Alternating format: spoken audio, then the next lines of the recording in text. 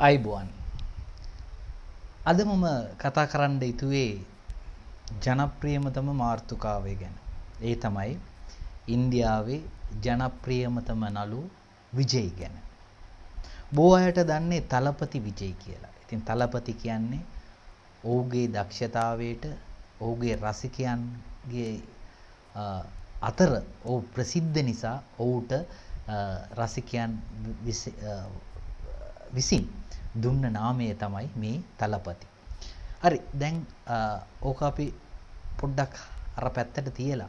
දැන් මොකද්ද දැන් හැම තැනම දැන් සාමාන්‍යයෙන් ඉන්දිය සිනමා ලෝකයේ සහ බෝදුරට ඉන්දියානු රූපවාහිනී වල අපි මේ ප්‍රවෘත්තිය නිතරම අපිට හැයෙනවා. ඒ තමයි මේ ප්‍රවෘත්තිය ඉන්දියාවේ ජනප්‍රියමතම නළු විජයිගේ පක්ෂ රැස්වීමේ තෙරපීමෙන් හිර වෙලා 41 දිනක් ජීවිතක්ෂයට පත්විච්ච ගැන. ඇත්තටම මොකද්ද මෙතන වුනේ? විජයි කියන්නේ එක චිත්‍රපටයකට එමත් නැත්නම් විජේ රංගපාන එක චිත්‍රපටයකට කෝටි 200ක් පඩිය ගන්න නළුවෙක්. තමිල්නාඩුවේ වැඩිම පඩියක් ගන්න නළුවෝ දෙන්නෙක් ඉන්නේ. එක්කෙනෙක් රජනිකාන්ත්, අනිත් එක්කෙනා විජයි. රජනිකාන්ත් කෝටි 175ක් විතර ගන්නවා. විජයි කෝටි 150 200ත් අතර ගන්නවා. ඉතින් මෑතකදී විජයිගේ චිත්‍රපටවල විජයි ලබාගත් පඩිය තමයි ඔය ලක්ෂ කෝටි 150 ඉස්සා කෝටි 200 අතර. දැන් ප්‍රශ්න තියෙන්නේ කෝටි 150ක් නැත්නම් කෝටි 200ක් උපයන නළුවෙක් කෙසේද දේශපාලනයට ආවේ කියලා. විජයි කියනවා මට කෝටි 200ක් අරගෙන මම පීක් එකේ ඉන්නේ. මම කෝටි 150ක් නැත්නම් කෝටි 200ක් චිත්‍රපටයට අරන් අවුරුද්දට චිත්‍රපට දෙකක් රංගපෑවම කෝටි 300යි. මට මගේ පාඩුවෙන් ඉන්න පුළුවන්. හැබැයි මට දැනෙනවා මගේ ජනතාව දුක් වෙනවා. විජයි කියනවා මගේ ජනතාව දුක් වෙනවා. මොකද දැන් තමිල්නාඩුව පාලනය කරන ආණ්ඩුව දූෂිත ආණ්ඩුවක්. අක්‍රමිත රැසක් තියෙන ආණ්ඩුවක්. ඒ විතරක් නෙමෙයි නාස්තිය කරන ආණ්ඩුවක්. ඒ නිසා මම ආපු ගමන් මේ දූෂණය නැති කරනවා. අක්‍රමිතා නැති කරනවා. ඒ නිසා 2026 දී පැවැත්වීමට නියමිත තමිල්නාඩුවේ මායමති තෝරන ඡන්දේ මම ඉදිරිපත් වෙනවා කියලා විජයි ප්‍රකාශ කරලා තියෙනවා. ඉතින් විජයිගේ පක්ෂි නම මොකද්ද? TVK. TVK කියන්නේ දෙමළෙන් තමිලග වෙට්‍රි කලගම්. තමිලග කියන්නේ තමිල්නාඩුව, වෙට්‍රි කියන්නේ ජයග්‍රහණේ පක්ෂය. ඉතින් ඔහුගේ පක්ෂයට ඔහුම තමයි නමක් ප්‍රසිද්ධ කරලා තියෙන්නේ TVK කියලා. දැන් බලමු විජයි ඇයි මේ කරලියට එන්නේ? එහෙම නැත්නම් විජයි ඇයි මේ තරඟයට එන්නේ? ඇයි විජයට තමිල්නාඩුවේ මායමති වෙන්නට විජයට මොකද්ද තියෙන අවශ්‍යතාවය? විජයට අවශ්‍යතාවයක් තියෙනවා. තමිල්නාඩුවේ කලින් හිටපු මායමති තමයි ජයලලිතා. එයත් නිලියෙක්, ප්‍රසිද්ධ නිලියෙක්. ජයලලිතා ජයරාම් ජීවිතක්ෂයට පත් විච්චෙන් පසු එමත් නැත්නම් ජීවතුන් අතර ඇය අසනීප වෙලා රෝගාන්තරය වෙලා ඇපලෝ ඉස්ප්‍රිතාලේ රෝහලේ කොමාරි මාස දෙකක පමණ කාලයක් එතුමිය හිටියා. නමුත් එතුමිය ජීවිතක්ෂයට පත්වෙච්ච ගමන් එතුමිය ඇති කරපු එමත් නැත්නම් MGR ඇති කරපු විශාලතම පක්ෂයක් වන අන්නා ත්‍රාවිඩ මුන්නේත්‍ර කලගම් එමත් නැත්නම් ADMK කියන පක්ෂය දෙකට කැඩුණා. එතකොට තමිල්නාඩුවේ දැන් ඉන්න මායමති ස්ටාලින්ගේ පියාණන් තමයි කරුණානීති. ඔහු කීප වතාවක් තමිල්නාඩුවේ මායමති ධූරය දරා සිටිනවා. දැන් ප්‍රශ්න තියෙන්නේ තමිල්නාඩුවේ මායමති ධූරය දරන කරුණානීතිට ඕනේ උනේ තමන්ගෙන් පසුව තවත් නායකයෙක් බී කරන්න. නමුත් ඔහු තීරණය කරේ ඔහුගේ පුතාවම ඊළඟ නායකයා වශයෙන් පත් කරා. ඔහු තමයි දැන් තමිල්නාඩුවේ මායමති ස්ටාලින්. එතකොට දැන් ජයලලිතාත් නැති එකේ තමිල්නාඩුවේ දැන් ඉන්න ප්‍රධානතම පාලනීය පක්ෂය DMK ඒ කියන්නේ කරුණානිදිගේ පක්ෂයට තරඟකාර කණ්ඩායමක් නැහැ. විපක්ෂයක් නැහැ. හරි විපක්ෂයක් නැහැ. එතකොට විජේ හිතුවේ මම ඔවුන්ට විපක්ෂයෙන් එහෙම නැත්නම් ඔවුන්ට විරුද්ධව මගේ කැම්පේන් එක මම කරා නම් අනිවාර්යයෙන්ම මම දිනනවා කියලා හිතාගෙන තමයි විජේ මේ සටනට බැස්සේ. ප්‍රශ්න තියෙන්නේ විජේ සටනට බැස්ස එක නෙමෙයි තියෙන අවුල. විජේ තවමත් දේශපාලනය හරි ආකාරයට ඉගෙන ගත්තේ නැහැ කියලා තමයි ඉන්දියානු මාධ්‍ය කියන්නේ. ඒකට හේතුව තියෙනවා. විජේට අවශ්‍ය වෙලා තියෙන්නේ 2026 මා මැතිවරණයට තරඟ කිරීමට. එතකොට ඒ කියන්නේ මා ඇමති තමිල්නාඩුවේ මා ඇමති තේරීපත් කිරීමට පැවැත්වෙන ඡන්දයට විජේට ඕනේ ඒකට ඉදිරිපත් වෙන්න. ප්‍රශ්න තියෙන්නේ විජේට ඉදිරිපත් වෙනවා නම් කාල සීමාව මදි. තව තියෙන්නේ අවුරුද්දයි. එතකොට විජේ තීරණය කරා සෑම සෙනසුරාදාවකම එක දිස්ත්‍රික්ක ගානේ යන්නට. තමිල්නාඩුවේ තියෙන සම්පූර්ණ ඡන්ද කොට්ටාස ගණන් 234ක් විජේට නැත්නම් තමිල්නාඩුවේ මා ඇමති වෙන්න එක පක්ෂයකට අවශ්‍ය වෙනවා කොට්ටාස 117ක් ජයග්‍රහණය කරන්න. එතකොට විජේ තීරණය කරා සෑම සෙනසුරාදාවකම මම යනවා ගිහලා ජනතාව මුණ ගැහෙනවා කියලා. පළවෙනි රැස්වීම තිබුණා විශාලතම සෙනඟක් ආවා. දැන් පාලනය කරන ස්ටාලින් එහෙමත් නැත්නම් කරුණානිදිගේ පුතා මා ඇමති පොඩ්ඩක් බය වුණා ඔය සෙනඟ දිහා බලලා.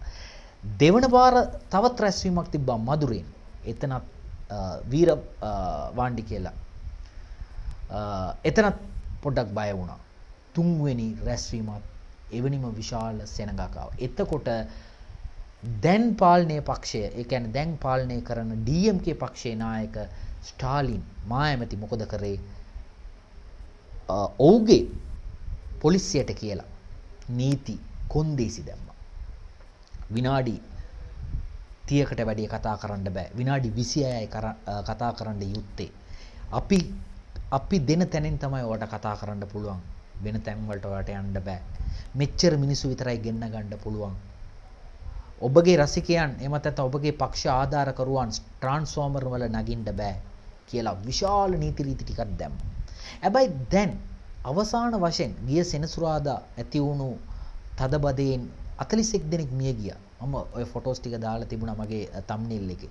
ඒකේ තියෙනවා පොඩි ළමයි 9 දෙනෙක් සහ කාන්තාව 19 දෙනෙක් ඇතුළු 41 දෙනෙක් මිය ගොස් තිබෙනවා. මේ කට්ටිය ආවේ විජයව බලන්න. ඒ කියන්නේ TVK පක්ෂයේ නායකයව බලන්න නෙමෙයි. රංගපාන්න හීරෝ එහෙමත් නැත්නම් නළුවෙක් විජයව බලන්න තමයි ඔවුන් ආවේ. ඔය රැස්වීම කරපු තැනෙන් මිනිස්සු 10000ක් විතරක් තමයි ඔතන පිරෙන්න පුළුවන්. මිනිස්සු 10000ට වැඩිය ඔතන එක් කරන්න බෑ. නමුත් ඔය තදබදේ ඇති වුණු අවස්ථාවේදී ජනතාව 27000ක් ඔතන රැඳිලා තියෙනවා. 27000ක් දෙගුණයක්. එතකොට දැන් මොකද්ද වෙන්නේ? එතකොට විජේට කියලා තියෙනවා ඔයා කීයටද උතන රැස්වීම වලට අවශ්‍යයි කියලා. විජේ කියලා තියෙනවා කරෝර් එකට මම හරියටම දාවල් 2කට එනවා. ලෑස්ති කරන්න 2කට කියලා. එතකොට ඔහුගේ පක්ෂයේ ලේකම් බුස්සි ආනන්ද් කියන එකන උදේ පාන්දරම Twitter එකේ X එකේ පෝස්ට් එකක් දානවා. අද කරෝර් එනවා ඔබගේ නායකයා 2කට කියලා. 2ට එන නායකයව බලන්න උදේ 8ට සෙනඟ පිළිලා. ඒකට කලින් විජේට තව රැස්වීමක් තියෙනවා නාමකල් කියන දිස්ත්‍රික්කේ. ඔය පව් කරලා තමයි එන්න ඕනේ කරෝරට. එතකොට නාමකල් රැස්වීමට පොලිසිය විසින් විජේට අවසර දීලා තිබුණේ 8:45ට. නමුත් විජේ 8:45ට හිටියේ නාමකල් නෙමේ චෙන්නයි වල උගේ ගෙදරින් හිටියේ. උගේ ගෙදරින් ඕ පිටත් වෙනකොට 8:45යි. එතකොට නාමකල් රැස්වීම කතා කරනකොට දවල් 2යි. මේ කරූර් රැස්වීම තියෙනකොට රෑ 7යි. එතකොට උදේ 8 ඉඳලා ඔය කරූර් ප්‍රදේශයේ සෑහෙන ජනතාවක් උගේ රසිකයන් පක්ෂ ආධාරකරුවන් බලාපොරොත්තුෙන් ඉඳලා ඉන්නවා.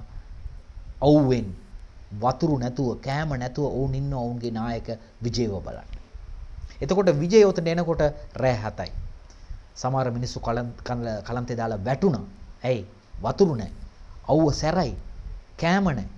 සමහර මිනිස්සු වැටුණා.